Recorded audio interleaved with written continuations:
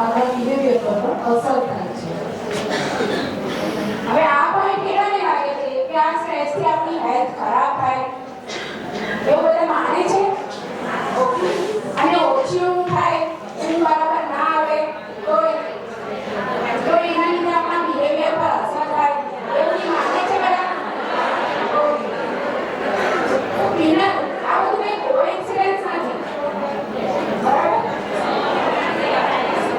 આપણી બોડીમાં બધી બોર્નિંગ સાઇન્સ હંમેશા આવતી જ રહે છે.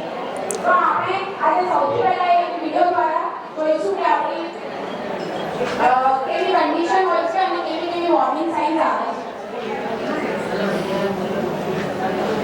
હું જે કરું છું, ડાયટ પણ કંટ્રોલમાં છે, વોક પણ કરું છું, તો પણ આ વજન કેમ વધે છે? મને તો બસ થાક જ લાગે છે. શું કામ, શું ઘર, સનલાઇટ, એનર્જી જે નથી. નાની નાની વાતમાં રડવું આવે છે. હસબન્ડ શું બોલે તે પણ હાથમાં લઈ લઉં છું. નાની નાની વાત પર ગુસ્સો બહુ આવે છે. ચીડાઈ જવાય છે અને વસ્તુઓ ફેંકવાનું અને મારવાનું મન થઈ જાય. પછી પછતાવો અલગ. મને તો બહુ જ ઠંડી લાગે છે.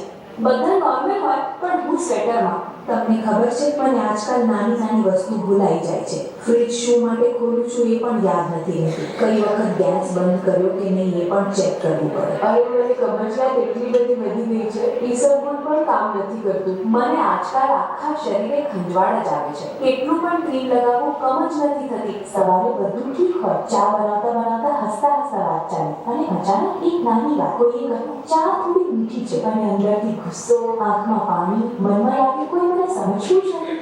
મને ડેન્ડ્રફ બહુ થઈ ગયો છે અને એમાં વાળની લટ્ટો ને લટ્ટો ઉતરે છે. આપણે તો ઘરડા થઈ ગયા.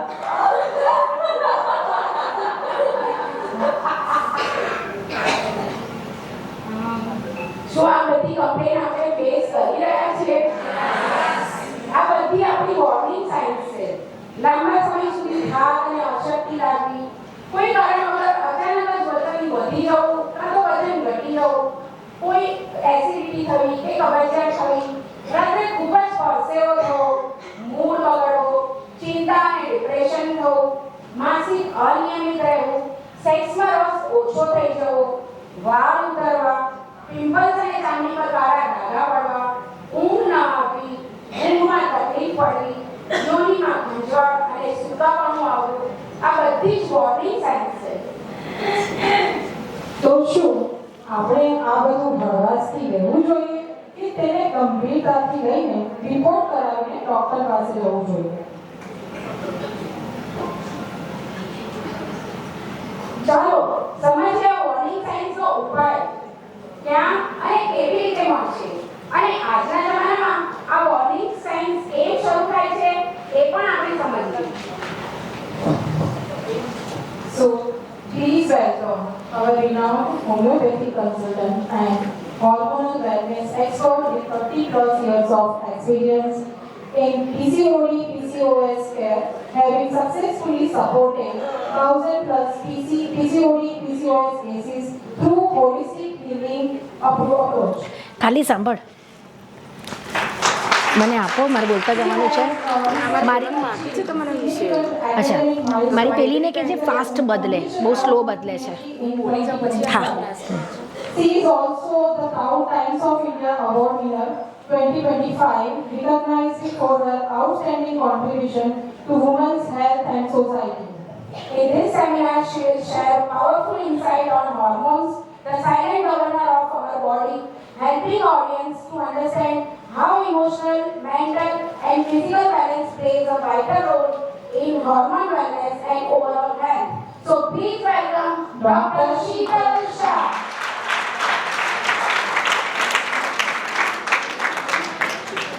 આ વોર્નિંગ સાયન્સ, સૌથી પહેલાં હું એનાથી શરૂઆત કરીશ. ઓકે, આ warning science is a language of the disturbed hormones. કુદરત એટલો બધો સરસ છે કે કોઈ પણ ડિઝીઝને સેટલ ડાઉન થતાં પહેલાં એને ઓર્ગન્સની અંદર એટલે કે સ્ટ્રક્ચરલ ચેન્જીસ કરતાં પહેલાં ઓલવેઝ આપણને કહે છે કે જાગો, થોભો, સમજો તો જ તમારા ડિઝીઝને તમારા ઓર્ગન્સમાં ડિઝીઝ શરૂ નહીં કરું. આ બધી જ વોર્નિંગ સાઇન્સ જે પણ અત્યારે તમે સાંભળી એ બધી જ વોર્નિંગ સાઇન્સ 99% ફિમેલ્સ સફર કરે છે.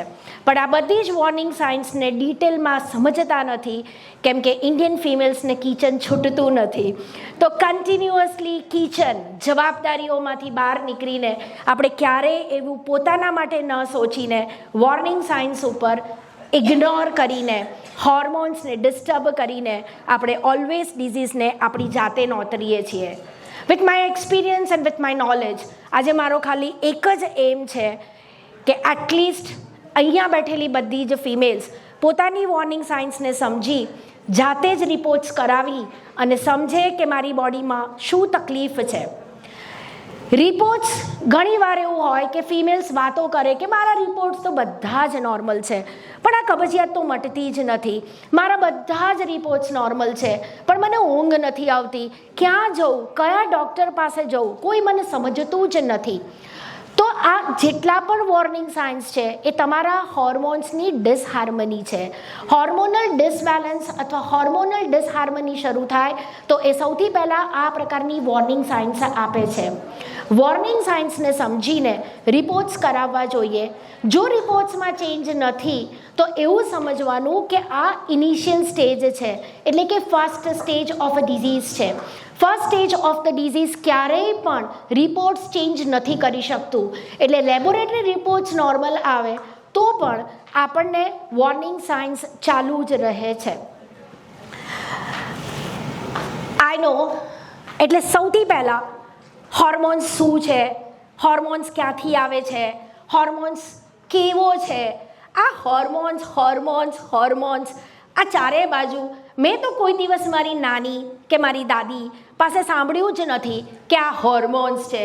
અને અત્યારે તો કંઈ પણ હોય એટલે તારા હોર્મોન્સ બગડ્યા છે, અલી તારા હોર્મોન્સ બેલેન્સ નહીં હોય, અલી તારા હોર્મોન્સને કશુંક બી થયું હશે.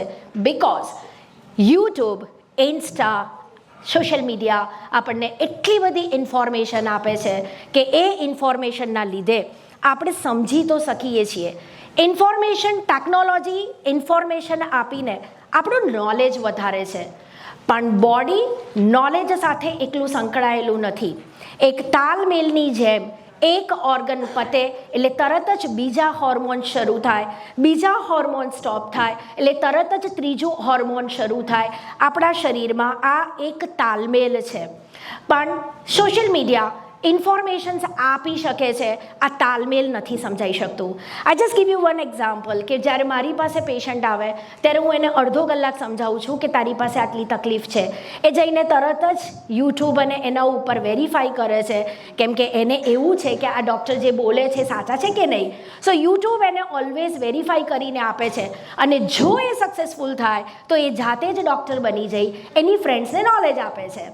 જ્યારે એની ફ્રેન્ડ્સને એ નોલેજ મળે છે એટલે એ શરૂ કરી દે છે, અને જ્યારે એ શરૂ કરે એટલે નેચરલ છે એને થોડું ઘણું સક્સેસ મળે છે. હવે જ્યારે એને સક્સેસ મળે છે ત્યારે એ ત્રીજી ફ્રેન્ડને ડૉક્ટર બનીને મેસેજ આપે છે. આમ કરતાં કરતાં આ ટેકનોલોજી જાતે એક્સપર્ટ બનાવે છે, પણ અધૂરા એક્સપર્ટ બનાવે છે. તો અહીંયા મારો ખાલી એમ એ જ છે કે તમે પણ યુટ્યુબ, ઇન્સ્ટાનું નોલેજ લો, પણ યુટ્યુબ, ઇન્સ્ટા નોલેજ આપીને આગળ પ્રોસેસ, કોમ્યુનિકેશન, કનેક્શન જે સમજાવતું નથી એ કનેક્શન સમજશો તો જ તમે હોર્મોન ડિસહાર્મનીથી બચી શકશો. અહીંયા હું એક મારો લેટેસ્ટ કેસ સાથે શરૂ કરું છું. રિસન્ટલી બિફોર 1 વીક મારી પાસે એક ફિમેલ આવી છે જે 33 યર્સ ઓલ્ડ છે, અને એને પિટ્યુટરી કેન્સર શરૂ થયું છે. એ પિટ્યુટરી કેન્સર એને એટલા માટે થયું છે કેમ કે એ જ્યારે 5 વર્ષની હતી ત્યારે એના ફાધરે એની સામે જ સુસાઇડ કર્યું હતું, અને એ ઇમ્પ્રેશન એના મગજમાં હતી, પણ એ ભૂલી નહોતી શકતી. એને એ પણ સીન યાદ હતો કે મારા પપ્પા જલેલા મને બોલાવતા હતા અને બાજુવાળા મને ખેંચતા હતા કે પપ્પાને આગ લાગી છે, તું એમને ભેટી નહીં શકે. એ સીન એને એના હિપોકેમ્પસમાં સ્ટોર કરીને રાખ્યો છે. જ્યારે પ્યુબર્ટી આવી, એનું ફર્સ્ટ પીરિયડ આવ્યું, ત્યારે એ ફર્સ્ટ પીરિયડ 6 મહિના સુધી ડિલે થયું. તો એને સિમ્પલ એની મમ્મીને કીધું કે મને એવું લાગે છે કે મારા પીરિયડ્સ એટલે કે મારા હોર્મોન્સ ડિસ્ટર્બ છે, તો મમ્મીએ ઇગ્નોર કર્યું કે કાંઈ નહીં બેટા, આવું બધું તો ચાલ્યા કરે, હોર્મોન્સ તો જાતે બેલેન્સ થઈ જશે. આમ કરતાં કરતાં એને ચીન ઉપર વધારે વાળ આવવા માંડ્યા. એસ્પેશિયલી અહીંયા એલ્બોઝ ને નેક પાછળ બ્લેકનેસ શરૂ થઈ. તો પણ મમ્મીએ એવું કીધું કે તું સરખું નાતી નહીં હોય, આખો દિવસ શું તારી તો કંઈક ને કંઈક કમ્પ્લેન્સ રહે છે. એમ ઇગ્નોરન્સ કરતાં કરતાં એક સમય એવો આવ્યો કે એને 1 યર સુધી પીરિયડ્સ ના આવ્યા. પછી એની મમ્મીને સિરિયસનેસ આવી અને એને મમ્મીએ જ્યારે ડૉક્ટરને બતાવ્યું તો ડૉક્ટરે કીધું કે એમના હોર્મોનલ ઇમ્બેલેન્સ છે અને તમારે ટ્રીટમેન્ટ શરૂ કરવી જોઈએ. પણ આ 1 વર્ષમાં she had been started with the pituitary tumour અને 33 યર્સે she has been diagnosed as a pituitary tumour. તો આવા કેસીસ એટલા બધા વધી ગયા છે, એટલે ઇગ્નોરન્સ ના કરવું જોઈએ. હોર્મોન્સ ઇમ્બેલેન્સની સાઇન આપણને જેવી રીતે ખબર પડે, અહીંયા તમને વોર્નિંગ સાઇન સમજાય છે, તો તરત જ એ હોર્મોન્સને બેલેન્સ કરી ફ્યુચરના આવા કેન્સર અથવા ડેન્જરસ ડિઝીઝને બચાવવા જોઈએ. રિસન્ટલી લાંબુ લિસ્ટ છે, sorry for that, 630 million cases of the diabetes. હું વર્ડ યુઝ કરું છું મિલિયન, અને એટલા માટે જ આ ચિંતાજનક ટોપિક છે. 120 million cases of the PCOS, 85 million endometriosis, 160 thyroid disorder, 0.13 cancer, 190 uterine fibroids, major depressive disorder 110, anxiety disorder 160, postpartum depression 12 million, premenstrual syndrome 200 million, menopausal mood disorder 40 million, dementia Alzheimer 35 million. આ અત્યારનું research છે કે અત્યારે આટલા બધા cases વધી રહ્યા છે અને આ દરેક કેસીસ હોર્મોનલ ઇમ્બેલેન્સના છે. તો આવો સમજીએ અને આ મિલિયનના આંકડાને 1000 તરફ લઈ જવાની કોશિશ કરીએ. And for that we will go ahead what is hormones. આજનો મારો ટોપિક છે hormones, the silent governor of our body. Hormones એ આપણા શરીરના કેમિકલ મેસેન્જર્સ છે. શરીરમાં ઓર્ગન્સની સાથે એક ખાસ ગ્લેન્ડ્સ છે અને આ ગ્લેન્ડ્સ એક સ્પેશિયલ કેમિકલ સિક્રીશન શરૂ કરે છે, એને હોર્મોન્સ કહેવાય. અને હોર્મોન્સ આપણા growth, mood, sleep, hunger, stress અને રિપ્રોડક્શન, આ 5 કામ કરવા માટે ખૂબ જ જરૂરી છે. સૌથી વધારે ઇમ્પોર્ટન્ટ કામ આ હોર્મોનનું એ છે કે જે બ્લડ દ્વારા હાઇપોથેલેમસ એટલે કે આપણું બ્રેઇન અને ઓર્ગન્સ એ બંને વચ્ચે વાતઘાટ કરવાનું કામ કરે છે. એટલે હોર્મોન્સ આપણા મોબાઈલ્સ છે. હવે તમે સમજો કે જો તમે તમારો મોબાઈલ 1 સેકન્ડ સાઈડમાં મૂકી દો તો કેટલું બધું નુકસાન થાય. સેમ બોડીમાં હોર્મોન્સ એક મેસેન્જર તરીકે, એક બ્રેઇનથી ઓર્ગનનું કોમ્યુનિકેશન તરીકેનું કામ કરે છે. Hormone harmony and hormone disturbance. હું ઘણી બધી ફિમેલ્સને અત્યારે સૂતી જોઈ રહી છું. I am very sorry, this is an informative. હું આમાં લાફિંગ વર્ડ્સ યુઝ નથી કરવાની, because this is 100% for your knowledge.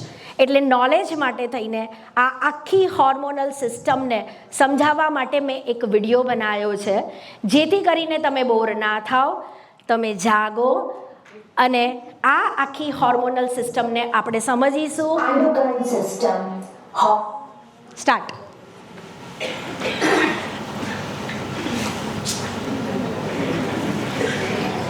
Hormone hormone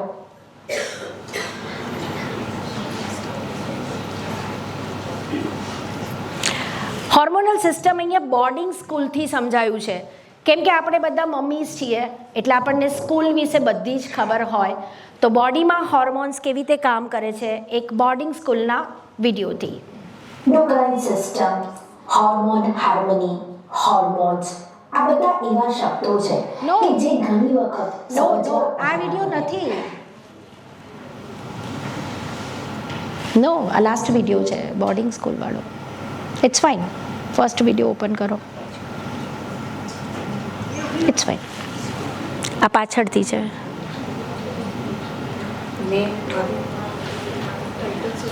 આ શબ્દો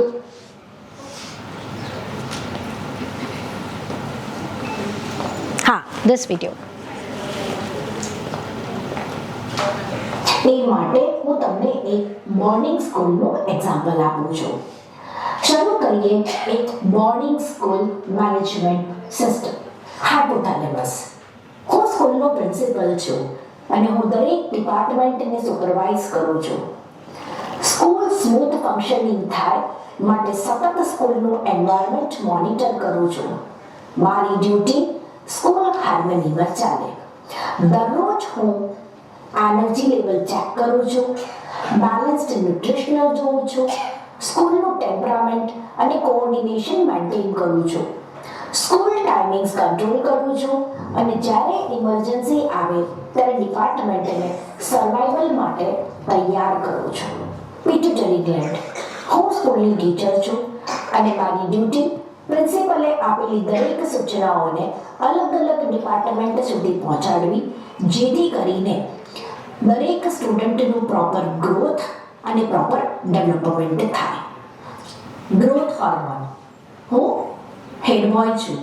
મારી ડ્યુટી દરેક સ્ટુડન્ટની હાઇટ, વેઇટ ચેક કરી અને એના રિપોર્ટ્સ હાઇપોથેલેમસને એટલે કે પ્રિન્સિપલને આપવા.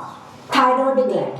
હું એક્ટિવિટી કોઓર્ડિનેટર છું અને નક્કી કરું છું કે દરેક વિદ્યાર્થી દિવસભરમાં કેટલો એક્ટિવ છે, કેટલો નિયમિત છે અને મેટાબોલિઝમ, હાર્ટ રેટ, ટેમ્પરેચર અને એનર્જી પ્રોડક્શન દરેક સ્ટુડન્ટનો ચેક કરું છું. Canteen department. અહીંયા ગ્રેલિન, લેક્ટિન, ઇન્સ્યુલિન આ 3 જણ સંગમ સાથે કેન્ટીન ચાલે છે.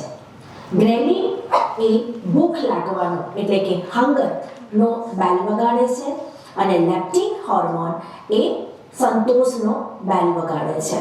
ગ્રેલિન. હું રિસેસ પહેલાની હંગર બેલ છું. હું બેલ વગાડું છું અને સ્ટુડન્ટ્સને કેન્ટીનમાં જવા માટે કહું છું. ઇન્સ્યુલિન. હું ફૂડ ડિસ્ટ્રીબ્યુટર ટીચર છું. મારી ડ્યુટી ઓર્ડર આપવાની છે. હું ફૂડ ડિસ્ટ્રીબ્યુટ કરી ધ્યાન રાખું છું કે ખાવાનું દરેક સ્ટુડન્ટ સુધી યોગ્ય રીતે અને સમયસર પહોંચે. મારા વગર કેઓસ થાય છે અને મારી હાજરીથી હાર્મની રહે છે. જ્યારે લંચના પેકેટ્સ આવે છે ત્યારે હું કેન્ટીનનો દરવાજો ખોલી સ્ટુડન્ટ્સને લંચ લેવા દઉં છું. મારા વગર દરવાજો બંધ રહે છે.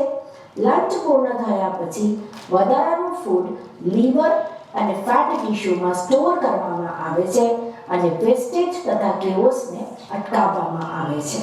લીવર, ક્લીનિંગ અને સ્ટોરેજ ડિપાર્ટમેન્ટ. હું મુખ્ય 3 કામ કરું છું.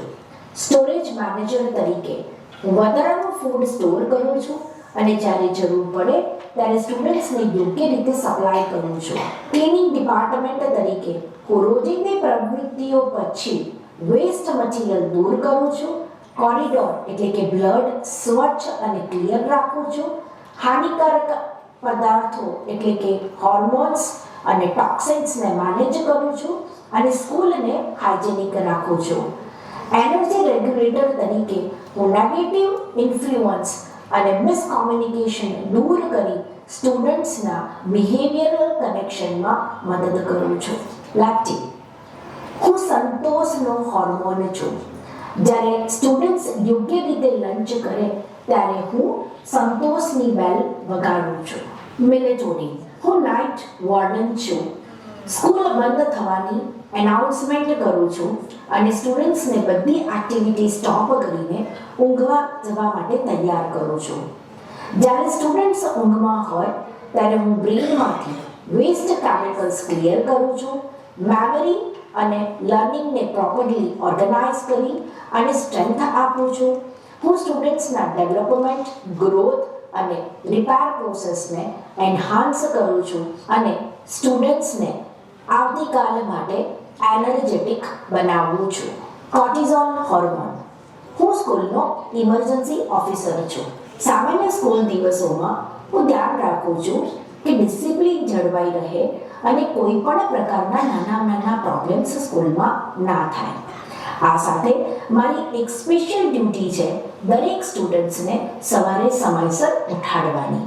જ્યારે સ્કૂલમાં કોઈ પણ પ્રકારનો અણબનાવ એટલે કે ફાયર થવું કે કોઈ પણ સ્ટુડન્ટનું અચાનક મૃત્યુ થવું, કોઈ પણ અણબનાવ વખતે પ્રિન્સિપલ ઇમરજન્સી બેલ દબાવીને ટીચરને તાત્કાલિક એક મેસેજ થ્રુ મને બોલાવે છે, ત્યારે હું આવીને કહું છું, પ્લીઝ દરેક જણા પેનિક ના થશો, હું સંભાળી લઈશ.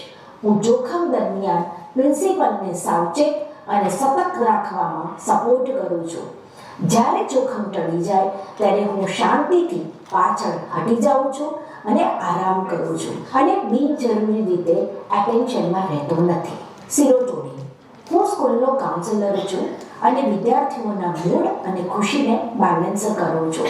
જ્યારે પણ કોઈ વિદ્યાર્થીને ઝઘડો થયો હોય અથવા પરીક્ષાની ચિંતા હોય તો હું એની બાજુમાં બેસીને કહું છું, ઓલ ઇઝ વેલ. આ રીતે હું વિદ્યાર્થીઓને શાંતિપૂર્ણ અને સુરક્ષિત અનુભવ કરવામાં મદદ કરું છું. તેમનો ફોકસ સુધારીને, તેમની ઊંઘ બેલેન્સ રાખીને અને સ્કૂલમાં શાંતિપૂર્ણ વાતાવરણ બનાવી રાખવા માટે સ્કૂલમાં ઇમોશનલ હાર્મની જાળવી રાખું છું. ડોપામાઇન. હું મોટિવેશનલ અને રિવોર્ડ કોઓર્ડિનેટર છું. હું પ્રેઝન્ટ, મોટિવેશનલ અને ફોકસ એ સાથે અચીવમેન્ટ અને ગોલ ક્લિયર કરવા માટે સ્ટુડન્ટ્સને સપોર્ટ કરું છું અને તેમને સ્ટાર અને સર્ટિફિકેટ આપીને મોટિવેટ કરું છું. ઓક્સિટોસિન. હું બોન્ડિંગ કોઓર્ડિનેટર છું. મારા પ્રેઝન્સમાં સ્ટુડન્ટમાં ફ્રેન્ડશિપ, ટીમવર્ક, ઇમોશનલ સેફ્ટી અને ટીચર સ્ટુડન્ટના રિલેશનશિપ વધારે મજબૂત અને સારા બને છે. Follicle stimulating hormone. હું ટ્યુટર છું. જ્યારે ટીચર મને જે કોર્સ આપે એ પ્રોપર કોર્સ આવનારી ઇવેન્ટ સ્કોલરશિપના સિલેક્શન માટે એ સ્ટુડન્ટને તૈયાર કરું છું. Luteinising hormone. જ્યારે કોર્સ કમ્પ્લીટ થાય ત્યારે મોક ટેસ્ટની અરેન્જમેન્ટ કરું છું, જેથી કરીને સ્ટુડન્ટ એક કોન્ફિડન્સ સાથે આવનારી સ્કોલરશિપ સિલેક્શનમાં સિલેક્ટ થાય. હું આ સ્કૂલનો એવું લાગી રહ્યું છે મને કે જેમ કરવું એમ. મારા ગ્રોથ અને મારા ડેવલપમેન્ટ માટે આ બધા જ ડિપાર્ટમેન્ટ એક સાથે પ્રોપર ફંક્શન કરે છે. Next PPT. હોપ સો ઊંઘ ઉડી હશે. સમજી શકું છું શબ્દ યાદ રાખવાના નથી, એટલે શબ્દ સાથે કોમન વર્ડ્સ યુઝ કર્યા છે. તો હોર્મોન્સ, ધ પીપીટી.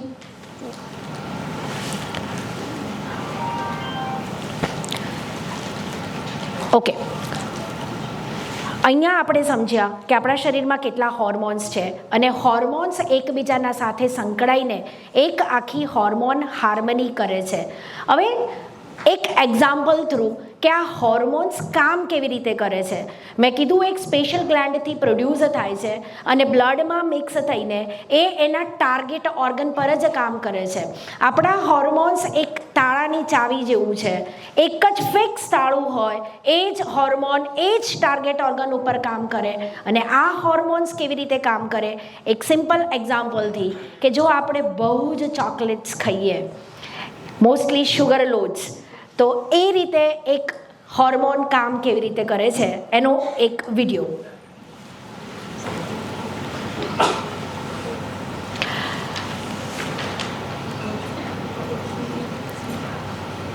શુગરને નામનું એક શહેર અને એ આખા શહેરને ઘરે ઘરે ઊર્જા પહોંચાડવાનું કામ ગ્લુકોઝ કરતું. પણ ઘરની ચાવી એ ઇન્સ્યુલિન હતી. શરૂઆતમાં આ ત્રણે બહુ સરસ સંગમ હતો. ગ્લુકોઝ આવે, ઇન્સ્યુલિન દરવાજો ખોલે અને એ આખા ગામને ઘરે ઘરે ઊર્જા પહોંચાડવાનું કામ કરે. સમય જતાં વધારે પડતા ખોરાક, લાઇફસ્ટાઇલમાં ચેન્જીસ, એક્સરસાઇઝ ન કરવાથી, સન ન મળવાથી directly come with the explanation. PPT એક ઉડાડ દે, પેલો હોર્મોન હાર્મની ઉડાડ દે અને પેલું લાઈન સમજાવીને પછી સ્ટ્રોચ. ધીમે ધીમે દરવાજા બગડવા માંડ્યા અને ઇન્સ્યુલિન બિચારો ચાવી લઈને દોડતો ગયો પણ દરવાજો ના ખુલ્યા. દરવાજા ન ખુલવાના કારણે દરવાજાની અંદર રહેલા દરેક વ્યક્તિને ધીમે ધીમે નબળાઈ શરૂ થઈ અને નબળાઈ પછી એ જ મોટા મોટા રોગો, obesity, PCOS, diabetes, blood pressure, cholesterol વગેરે વગેરે. અને આ બાજુ રસ્તાઓ એટલે કે આપણા બ્લડ વેસલ્સમાં ગ્લુકોઝ વધતો ને વધતો જ ગયો અને દરવાજા ન ખુલવાથી ઇન્સ્યુલિનની દોડાદોડી વધતી ગઈ અને રોગો વધતા ગયા. લાઈ દે ને ડાયરેક્ટ, આમાં તો મારું આવશે. એ હોમિયોપેથ શું કરે છે? એ હોમિયોપેથ દરવાજાને સુધારે છે અને ઇન્સ્યુલિનની ચાવી એનાથી યુઝ કરી દરવાજાને ખોલે છે, ઇન્સ્યુલિનને સપોર્ટ કરે છે અને તો અહીંયા હોર્મોન્સ કામ કેવી રીતે કરે છે? એટલે ઇન્સ્યુલિન એક ફૂડ ડિસ્ટ્રીબ્યુટર છે. જ્યારે પણ આપણે ખાઈએ છીએ તો એ જે પણ ખાઈએ છીએ એ ગ્લુકોઝ ડાયરેક્ટલી સેલમાં જઈ શકતું નથી. ઇન્સ્યુલિન હોર્મોન એ દરવાજો ખોલે, પછી તમે જે પણ ખાધું છે ગ્લુકોઝ, એ ગ્લુકોઝ સેલ્સની અંદર જઈ એનર્જી આપે છે. Nandini directly that PPT school boarding સ્કૂલનું કમ્પ્લીટ થયેલી હાઇપોથેલેમસવાળી. Next, okay. તો અહીંયા સ્કૂલ બોર્ડિંગ સ્કૂલથી આપણે જે વસ્તુ સમજ્યા કે હાઇપોથેલેમસ એ એક બ્રેન છે અને hypothalamus pituitary ovary, hypothalamus pituitary thyroid અને હાઇપોથેલેમસ પિટ્યુટરી એડ્રિનલ એ આપણા શરીરના 3 રસ્તાઓ છે, એટલે કે કોમ્યુનિકેશન છે. સી, બ્રેન એ રાજા છે. રાજા કોઈ દિવસ એની જગ્યાએથી ઊભો થઈને સમાચાર આપવા ના જાય, તો એની માટે આખા નીચે ચેનલ હોય, નીચે પેનલ હોય. તો હાઇપોથેલેમસ જ્યારે ભૂખ લાગે ત્યારે ગેરલિન હોર્મોન હાઇપોથેલેમસને કહેવા જાય. લેપ્ટિન અને ઇન્સ્યુલિન એ પ્રમાણે કોઓર્ડિનેટ કરીને હાઇપોથેલેમસ આપણને ભૂખ લગાડે છે, સંતોષ કરે છે અને જે દિવસે આપણે ઉપવાસ કરીએ અને તો પણ મરી નથી જતા, કેમ કે એમાંથી બધું જ રોજ ખાધેલું સ્ટોર થાય છે અને ઉપવાસ કરીએ એ દિવસે હાઇપોથેલેમસ બોડીને એનર્જી આપે છે જે પણ વસ્તુ લીવરમાં સ્ટોર કરી છે. હાઇપોથેલેમસ પિટ્યુટરી અને થાઇરોઇડ આપણા શરીરમાં તમે જોયું હશે કે બહુ જ ઠંડી લાગવી, બહુ જ ગરમી લાગવી, અથવા જ્યારે બહાર બહુ જ ઠંડી હોય તો પણ આપણે એને બેલેન્સ કરી શકીએ છીએ. પછી બહુ જ ગરમી હોય તો પણ આપણે ધીમે ધીમે એ એટમોસ્ફિયરમાં સેટ થઈ જઈએ છીએ. એ બધું જ કામ થાઇરોઇડ ગ્લેન્ડ કરે છે અને જે પણ ખાઈએ છીએ એની એનર્જી પ્રોડ્યુસ થાય. આપણે ખાધા પછી એકદમ એમ કહીએ છીએ કે બસ મને તો તાકાત મળી ગઈ, તો એ તાકાત આપવાનું કામ એ હાઇપોથેલેમસ પિટ્યુટરી થાઇરોઇડ ગ્લેન્ડ કરે છે. હાઇપોથેલેમસ પિટ્યુટરી એડ્રિનલ કોઈ પણ પ્રકારનું સ્ટ્રેસ, એની સિંગલ સ્ટ્રેસ દિવસમાં જેટલી પણ આવે ત્યારે આ ઇમરજન્સી ઓફિસર એટલે કે કોર્ટિઝોલ અપ થઈ જાય છે, બધું બેલેન્સ કરે અને પાછો એની જગ્યાએ બેસી જાય. તો હાઇપોથેલેમસ પિટ્યુટરી એડ્રિનલ એ આઈડિયલી મનુષ્ય માટે શાંત બેસી રહેવાવાળું ડિપાર્ટમેન્ટ છે, પણ આજની મોડર્ન લાઈફસ્ટાઈલમાં સૌથી વધારે કામ હાઇપોથેલેમસ પિટ્યુટરી એડ્રિનલ કરે છે. મેલેટોનિન એ રાત્રે સૂતી વખતે, જ્યારે રાત પડે, પહેલાંના જમાનામાં એવું હતું કે સાંજ પડે ને તો પણ એ વગર ઘડિયાળે કહી શકે કે આટલા વાગ્યા હશે, કેમ કે એમને રોજિંદી ક્રિયાથી સમયને મેમોરાઇઝ કરાયો હતો. પણ આપણે તો સમય જ અલગ જગ્યાએથી જોઈએ છીએ એટલે મેમોરાઇઝ કરતા જ નથી. તો જ્યારે જેમ જેમ અંધારું થતું જાય એમ બ્રેન સિગ્નલ્સ આપે મેલેટોનિનને અને આંખ બંધ કરીને કમ્પ્લીટલી ગાઢ નિંદ્રામાં જઈએ પછી જ મેલેટોનિન હોર્મોન હાઇપોથેલેમસ પિટ્યુટરી મેલેટોનિન આવે. સિરોટોનિન, ઓક્સિટોસિન અને ડોપામાઇન. સિરોટોનિન એક કામનેસ માટેનો છે. જ્યારે રાજા પેનિક થાય, એને અકળામણ થાય તો સિરોટોનિન એવું કે શાંત થઈ જા, શાંત થઈ જા, શાંત થઈ જા. એને કોઈ પણ પ્રકારનું ખુશી જોઈતી હોય તો ડોપામાઇન એવું કે વાહ હાઇપોથેલેમસ, આજે તો તમે બહુ જ સરસ કામ કર્યું અને તમને સ્ટાર આપે. અને ઓક્સિટોસિન એ તો બોન્ડિંગનો છે. તો ધીસ આર ધ 3 હોર્મોન્સ. એ બ્રેનને સ્ટેબિલાઇઝ કરવામાં, સેટલ ડાઉન કરવામાં હેલ્પ કરે છે. અને સૌથી વધારે ઇમ્પોર્ટન્ટ એક ફિમેલ માટે એક્સિસ છે એ છે હાઇપોથેલેમસ પિટ્યુટરી ઓવરી. જ્યારે પણ પ્યુબર્ટી, ફિમેલ્સની લાઈફમાં જેટલા પણ ચેન્જીસ આવે છે, પ્યુબર્ટી, પેરીમેનોપોઝ, મેનોપોઝ, તો હાઇપોથેલેમસ પિટ્યુટરીને જવાબ આપે છે અને FSH હોર્મોનને કહે છે કે તું હવે પ્યુબર્ટી શરૂ કર. હોર્મોન્સ ઓવમ વધતો જાય છે, ઇસ્ટ્રોજન હોર્મોન વધે છે, આપણે રેગ્યુલરલી પીરિયડ્સમાં થઈએ છીએ અને એ પીરિયડની સાયકલ એ પ્રમાણે છે. તો જેમ આખી બોર્ડિંગ સ્કૂલ એક સ્ટુડન્ટ માટે, સ્ટુડન્ટના ડેવલપમેન્ટ માટે કામ કરે છે, એમ એક ફિમેલ જન્મે અને મરે ત્યાં સુધી એક જ હોર્મોન જેના માટે થઈને throughout all the hormonal system is acting, that is માતૃત્વ. રિપ્રોડક્ટિવ સિસ્ટમને કમ્પ્લીટલી પ્રોપરલી કામ કરવા માટેનો જે હોર્મોન છે એ હોર્મોન છે ઇસ્ટ્રોજન. તો ઇસ્ટ્રોજન, અહીંયા પ્લીઝ કોઈ ના સૂઈ જતા, ઇસ્ટ્રોજન હોર્મોનને સમજજો, કેમ કે ઇસ્ટ્રોજન હોર્મોન જો તમને આવડી ગયો તો તમને ક્યારેય અમારા જેવા ડૉક્ટર્સની જરૂર નહીં પડે, એની ફૂલ ગેરંટી. તો પ્લીઝ અહીંયા આંખો ખુલ્લી રાખજો, ઓનલી ફોર 5-7 મિનિટ્સ, પછી શાંતિથી સૂઈ જજો. Start oestrogen.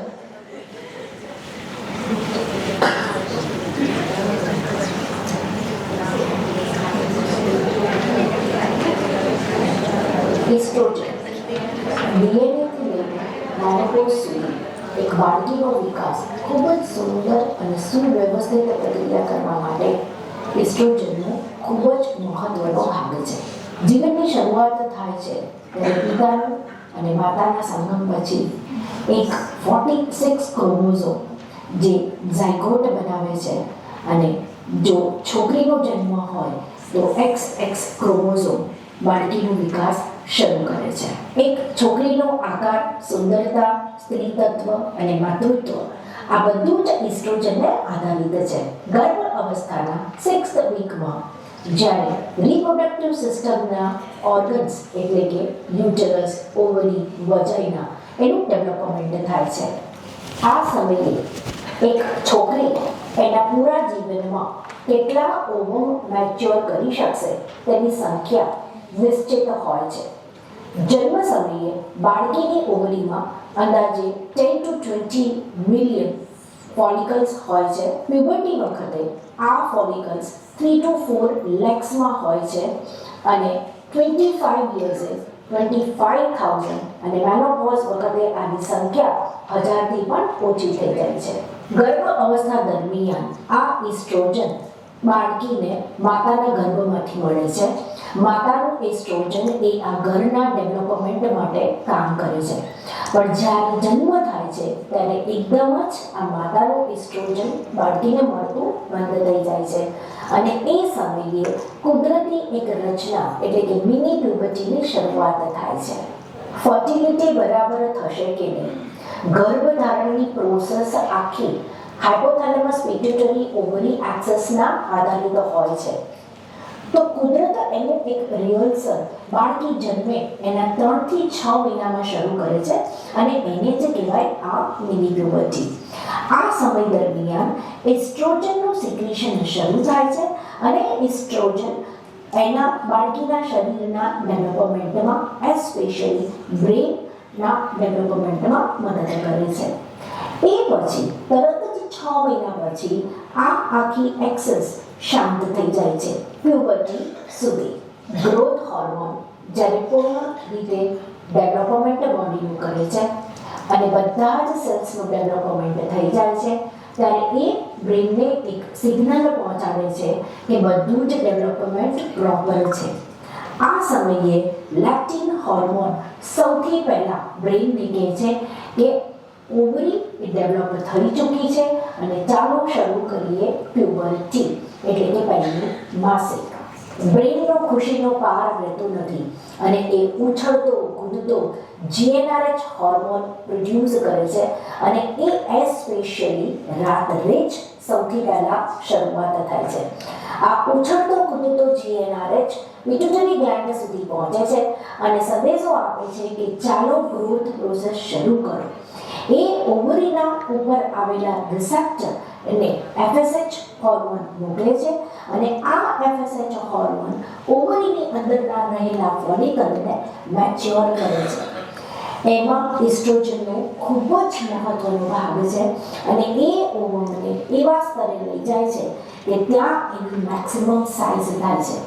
જ્યારે ઓવનની મેક્સિમમ સાઇઝ થાય છે ત્યારે એ ફુગ્ગાની માફક એ તૂટે છે અને એ તૂટે અને એમાંથી એક કોર્પસ લ્યુટિયમ પ્રોડ્યુસ થાય છે અને એ કોર્પસ લ્યુટિયમ ભવિષ્યના આવનારા સ્પર્મ સાથે સંકળાઈને એક નવું સર્જન કરવા માટે તૈયારીઓ કરે છે.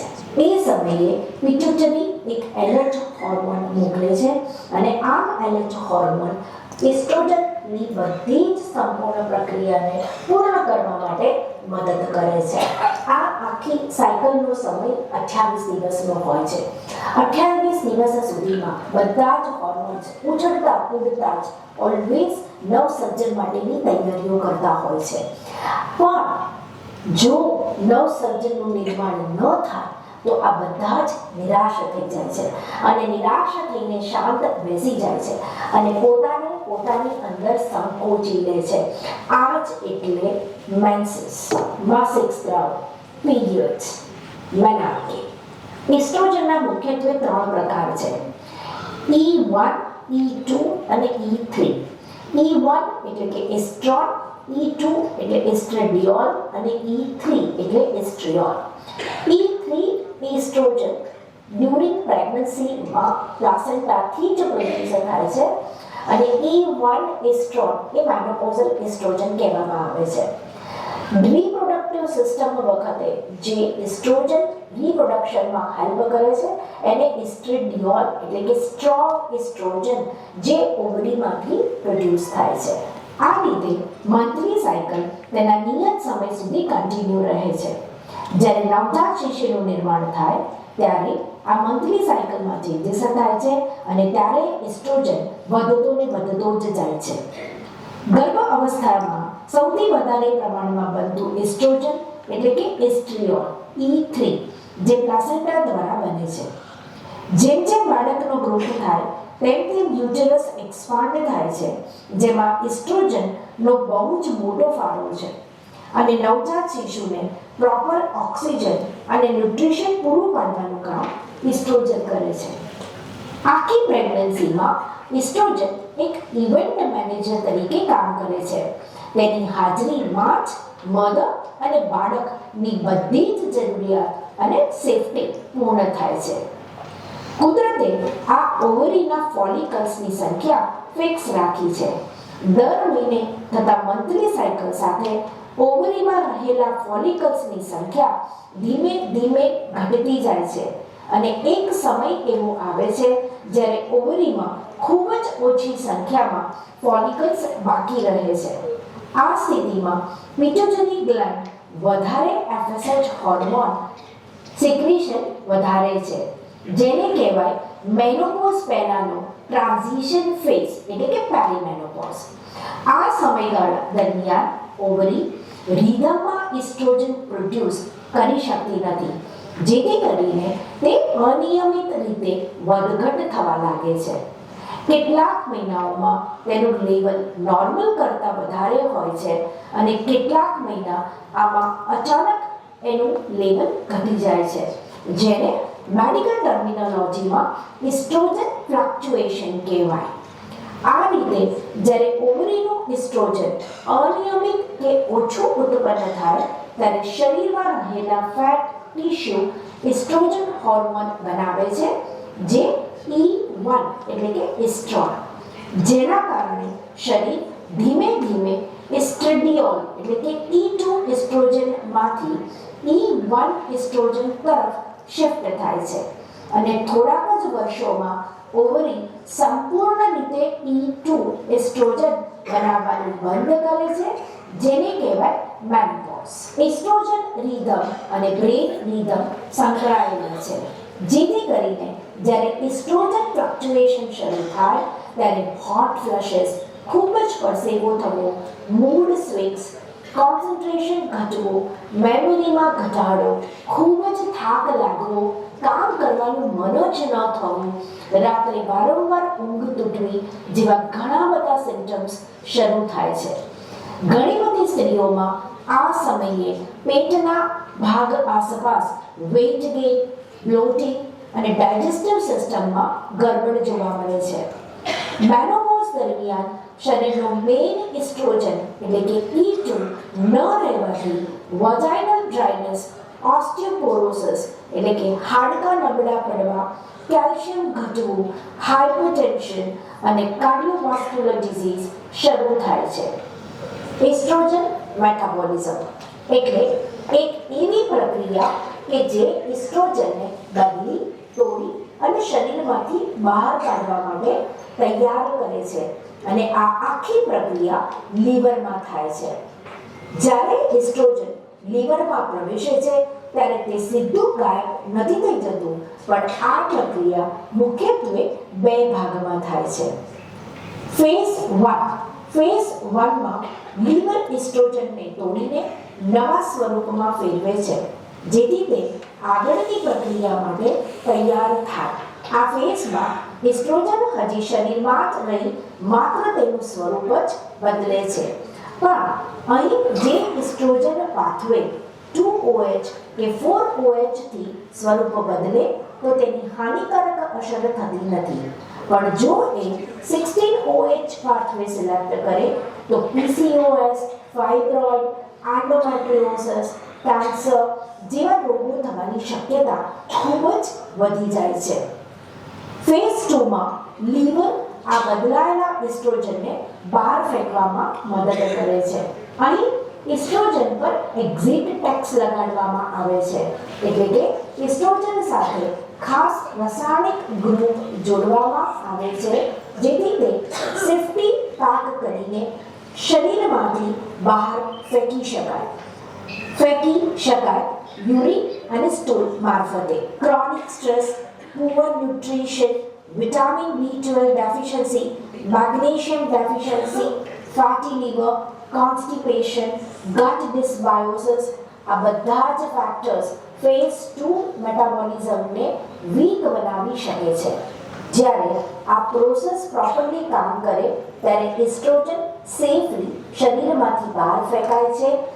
પરંતુ જો ફેઝ 2 વીક હોય તો એસ્ટ્રોજન પ્રોપરલી ક્લિયર થતું નથી અને તે શરીરમાં રિસાયકલની જેમ ફરે છે. હું સમજી શકું છું કેમ કે 8 વર્ષ એટલે ગાયનેકોલોજિસ્ટ બનતા 8 વર્ષ થાય એ 20 મિનિટમાં તમે સમજ્યું છે.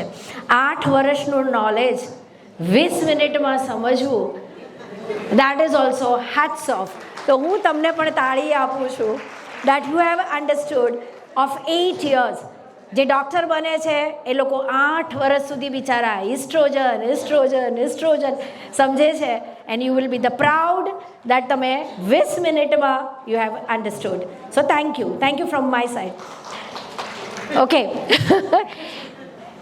એસ્ટ્રોજન સમજવો અને હોર્મોન્સ હંમેશા શરીરમાં ઉછળતા અને કૂદતા જ આવે છે અને એસ્ટ્રોજન જ્યારે ઉછળે ત્યારે બ્રેન એક્ટિવ હોય છે અને એસ્ટ્રોજન જ્યારે ડાઉન થાય ત્યારે બ્રેનની રિધમ લો હોય છે. એટલે ઘણીવાર આપણે કહેતા હોઈએ છીએ નહીં કે સવારે તો મને બહુ મૂડ હોય છે અને સાંજ પડતા તો મારો મૂડ ડાઉન થઈ જાય છે.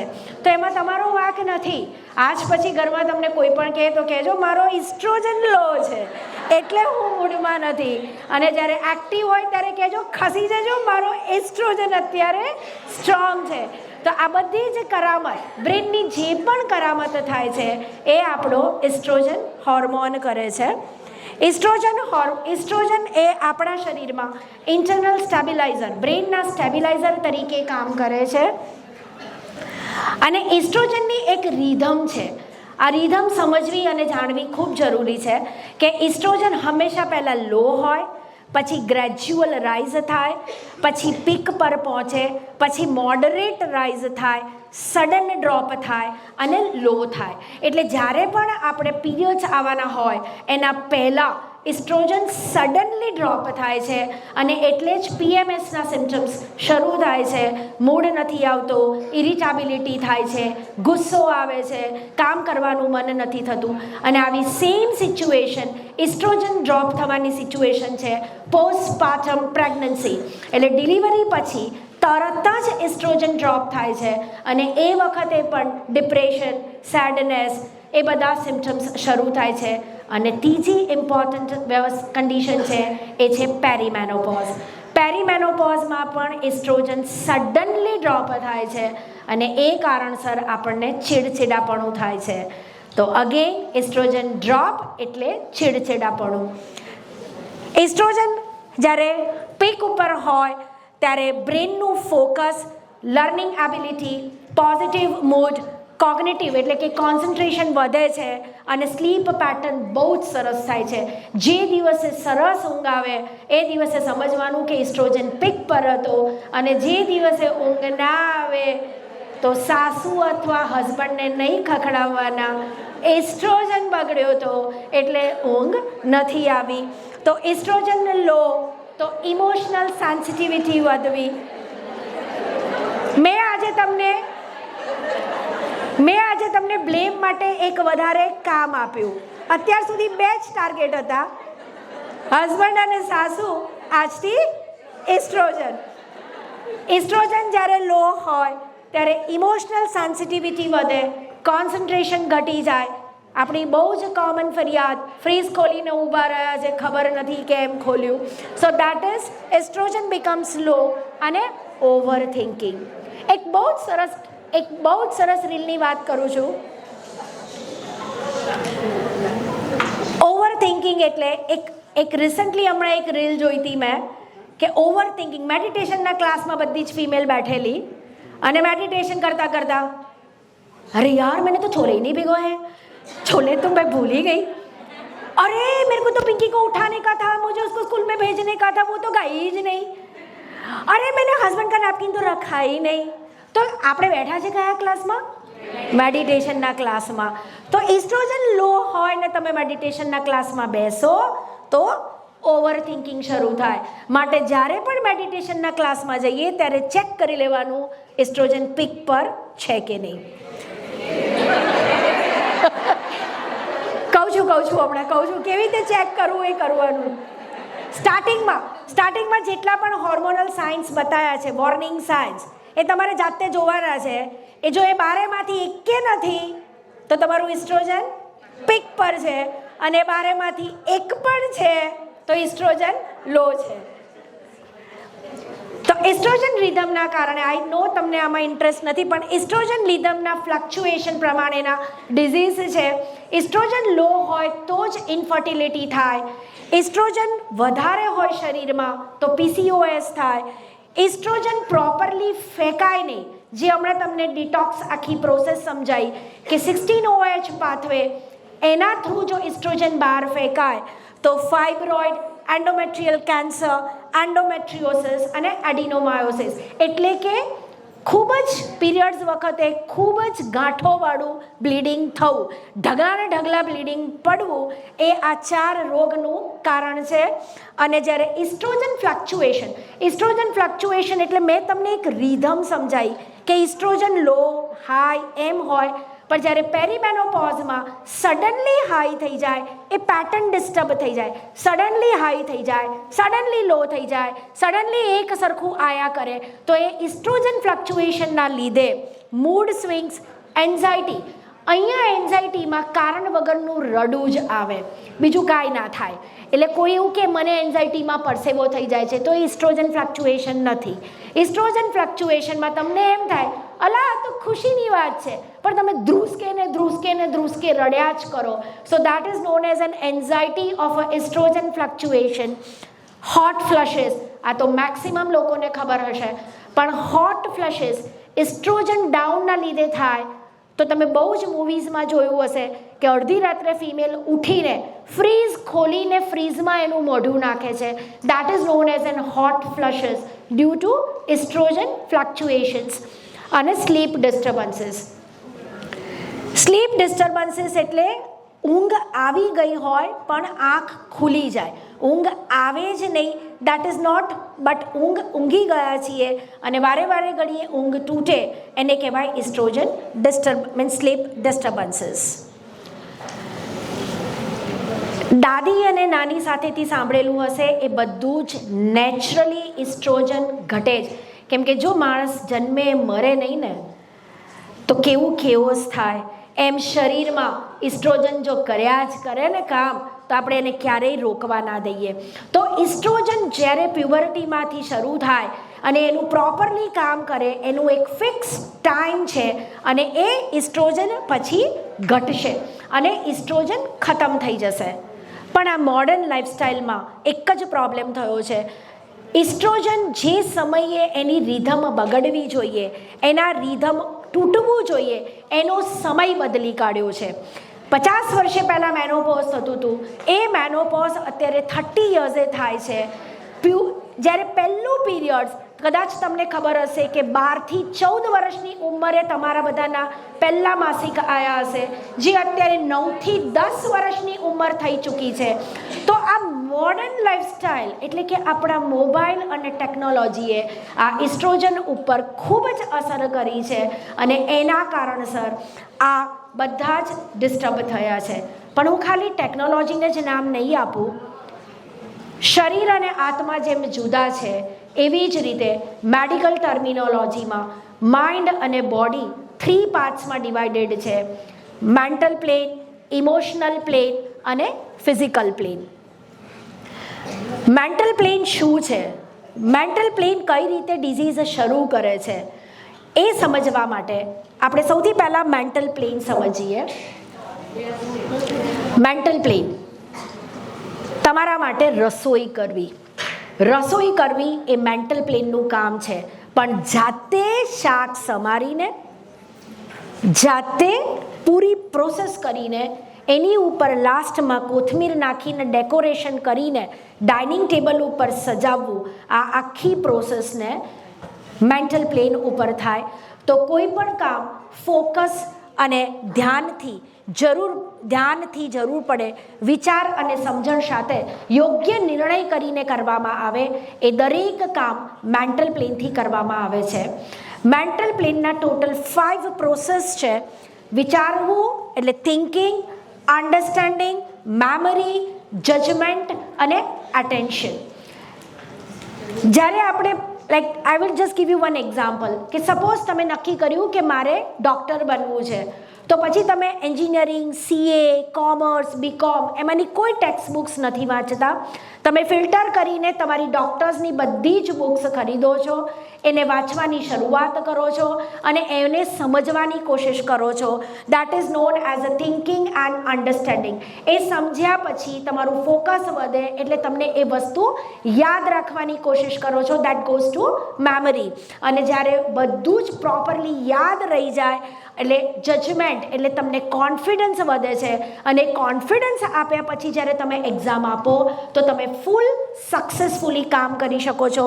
એને કહેવાય એટેન્શન. સો મેડિકલ ટર્મિનોલોજી પ્રમાણે mental plane means you have to complete the work in a 3 process: coherence, clarity અને ક્રિએટિવિટી. સક્સેસ માટે I just give you example of a Dhurandhar 2. અહીંયા જે યંગ જનરેશન બેઠી છે એ તો રાહ જોઈ રહી છે કે ક્યારે ધુરંધર 2 જોવા જઈએ. તો મેં રિસન્ટલી આપણે બધા તો એના એક ઇન્ટરવ્યૂમાં મેં જોયું કે તમે જે 3 કલાકની મૂવી જુઓ છો, એ 3 કલાકની મૂવી એને શરૂઆત એ જ્યારે 6-7 વર્ષનો હતો ત્યારથી એનું ડ્રીમ છે અને એ ડ્રીમ પર એને કામ કરીને ટુડે ઇઝ યર કે એને સક્સેસફુલ ફિલ્મ બનાવી છે. તો કોઈ પણ સક્સેસફુલ ફર્સ્ટ રેન્કર ત્યારે જ બની શકે ત્યારે ફોકસવાળું કામ તમે કોરન્સ, ક્લેરિટી અને ક્રિએટિવિટી સાથે કરી શકો. ત્યારે ને ત્યારે જ મેન્ટલ પ્લેન સ્ટ્રોંગ અને મેન્ટલ પ્લેન હેલ્ધી થઈ શકે. તમે કોઈ પણ વસ્તુ કોહરન્સથી જ કરી અને ક્લેરિટી અને ક્રિએટિવિટીનો યુઝ ના કર્યો તો મેન્ટલ પ્લેન્સથી ડિઝીઝ થવાની શક્યતાઓ વધતી જાય છે.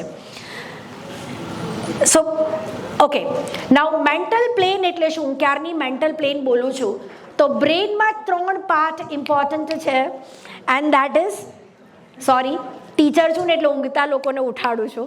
સો મેન્ટલ પ્લેન એટલે પ્રીફ્રન્ટલ કોર્ટેક્સ.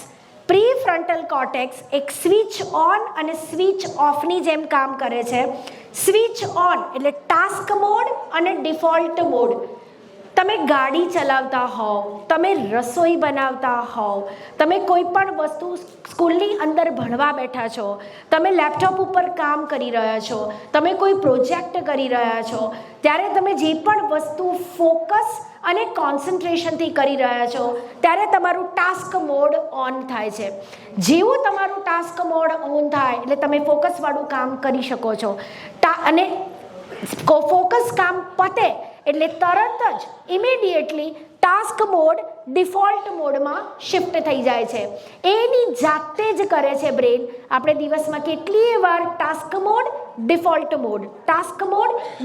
મોડમાં શિફ્ટ થઈએ છીએ. તો જેટલા પણ પ્રોબ્લેમ સોલ્વિંગ કામ છે, decision making, problem solving, logical thinking, આ બધી જ વસ્તુ ટાસ્ક મોડ કરે છે. અને ઓવર થિંકિંગ, સેલ્ફ રિફ્લેક્શન, પાસ્ટને યાદ કરવું, ઇમોશન્સને પ્રોસેસ કરવા એ ડિફોલ્ટ મોડ કરે છે. અહીંયા આપણે જાતે ઘરમાં તો ફેન, જેમ ઓટોમેટિક આપણે ઘરમાં fan switch on switch off થાય એવી રીતે બ્રેન પણ એની જાતે સ્વિચ ઓન સ્વિચ ઓફ થાય છે. But the beauty of the body is, જો તમારે બોડી હેલ્ધી રાખવું હોય તો ટાસ્ક મોડ વખતે ડિફોલ્ટ મોડ એક્ટિવ નથી હોતું અને ડિફોલ્ટ મોડ એક્ટિવ હોય ત્યારે ટાસ્ક મોડ એક્ટિવ નથી હોતું. હું અહીંયા એક પહેલાં એક્ઝામ્પલ આપી દઉં છું કે જ્યારે સૂઈ જઈએ ત્યારે મોબાઈલ યુઝ કરીને સૂઈ જઈએ, મોબાઈલ પર પ્રવચન સાંભળીએ, મોબાઈલ પર સ્ટોરી વાંચીએ, મોબાઈલ પર સંગીત સાંભળીએ તો તમે જે આડા પડ્યા છો એ પોસ્ચર ડિફોલ્ટ મોડનું છે. અને ત્યારે બોડી જ્યારે ડિફોલ્ટ મોડ એક્ટિવ હોય ત્યારે ટાસ્ક મોડ ના આવવો જોઈએ. પણ તમે જે મોબાઈલ સ્ક્રોલ કરો છો એટલે મજબૂરીથી ટાસ્ક મોડ ડિફોલ્ટ મોડની અંદર ઘૂસવાનું કામ કરે છે. સો ધીસ ઇઝ ધ ડિસહાર્મની અને એટલા જ માટે હોર્મોન્સ ઇમ્બેલેન્સ થાય છે. હેલ્ધી મેન્ટલ પ્લેનને જાળવી રાખવા માટે આ ત્રણેય વસ્તુ એટલે કે ટાસ્ક મોડ 8 જ કલાક હોવું જોઈએ, ડિફોલ્ટ મોડ પણ 8 જ કલાક હોવું જોઈએ અને રિસ્ટોરેટિવ એટલે કે રિચાર્જ બ્રેન પણ 8 જ કલાક હોવું જોઈએ. એટલે એ રીતે હેલ્ધી મેન્ટલ પ્લેન માટે 24 કલાકને તમારે આ રીતે ડિવાઈડ કરવાનું છે. જો ડિફોલ્ટ મોડને આપણે વધારે પડતો યુઝ કરીએ, આપણા લાઈફમાં કોઈ ટાસ્ક મોડવાળું કામ જ ના હોય, જેમ કે બધા જ કામ કરી જતા હોય, આપણે રસોઈ પણ ના બનાવતા હોય, આપણે ઇન્ફોર્મેશન 5 મિનિટમાં કહી દીધું, તું આ કરી નાખજે, તું આ કરી નાખજે, તું આ કરી નાખજે, and we just seat silently અને આપણે મોબાઈલ સ્ક્રોલ કરવા બેસી જઈએ તો આપણે ટાસ્ક મોડનો યુઝ નથી કર્યો. તો આપણે એટલીસ્ટ 24 કલાકમાંથી 8 કલાક ટાસ્ક મોડમાં યુઝ કરવો જોઈએ. આઈ એમ નોટ સેઇંગ કે રસોઈ બનાવવી જોઈએ, ટાસ્ક મોડનો ઉપયોગ કરવો જોઈએ એટલે બ્રેનની એક્ટિવિટી કરવી જોઈએ. અને જો એને 8 કલાકથી વધારે યુઝ કરીએ તો સ્ટ્રેસ હોર્મોન વધે છે. જો ડિફોલ્ટ મોડને 8 કલાકથી વધારે કરવામાં આવે તો ઓવરથિંકિંગ શરૂ થાય છે અને જૂની વાતો આપણે ખૂબ જ વિચારો કરીએ, એને રૂમિનેશન કહેવાય, એ કન્ટિન્યુઅસલી પ્રોસેસ વધી જાય છે અને 8 કલાકથી વધી જવાના લીધે બ્રેનની રિચાર્જ થવાનો સમય ઘટી જાય છે. આ મોડર્ન લાઈફસ્ટાઈલ આ ત્રણેય ઉપર એટલા માટે અસર કરે છે કેમ કે સોશિયલ મીડિયાથી જ્યારે તમને ખબર પડે કે કોઈ તમારું ફ્રેન્ડ અથવા તમારી કોમ્પિટિટર કંપની તમારા કરતાં આગળ વધી ચૂકી છે, એના અચીવમેન્ટ્સ વધારે છે, તો સતત ડિફોલ્ટ મોડ વખતે પણ આપણે સતત સોચ્યા જ કરીએ છીએ કે કેવી રીતે આ હું કોમ્પિટિશનના જમાનામાં મારી પ્રોડક્ટ્સને હું પ્રોપરલી વધારે ને વધારે સેલ કરી શકું, એમ કન્ટિન્યુઅસલી એ થોટ પ્રોસેસ ચાલુ જ રહે છે અને એ કારણસર તમારું ટાસ્ક મોડ એક્ટિવ રહે છે. મોડર્ન લાઈફસ્ટાઈલ એટલે કે મોબાઈલ્સમાં આપણે જોઈએ છીએ કે અલા મારી ફ્રેન્ડ તો લંડન પહોંચી ગઈ, કેમ ગઈ ભાઈ? આમ તો નાની હતી મારી જોડે તો ફુદ્દુ હતી અને હવે તો જો તો એનો હસબન્ડ એને ક્યાંનું ક્યાં ફેરવે છે. તો ડિફોલ્ટ મોડ માટે થઈને સોશિયલ મીડિયાનો બહુ જ મહત્ત્વનો ભાગ છે. રોજ કોકના ને કોકના મેસેજ અને રોજ નવું જાણીને એક પિક્ચર આવ્યું હતું બિચારો બેચલર, કદાચ તમે જોયું હોય તો જોયું છે ને. તો એમાં એક મેસેજ હતો, એક દાદા એના છોકરાને કહે છે કે બેટા 24 કલાકમાંથી જે સારી પલ હોય ને એ સોશિયલ મીડિયા પર મુકાય છે, બાકીની બધી પલને તો તું ક્યાં જોવા ગયો છે? તો તો એ 1 મિનિટના એના સારાના લીધે તું તારો ભવનો ભવ બગાડે છે, તો તું ના કરીશ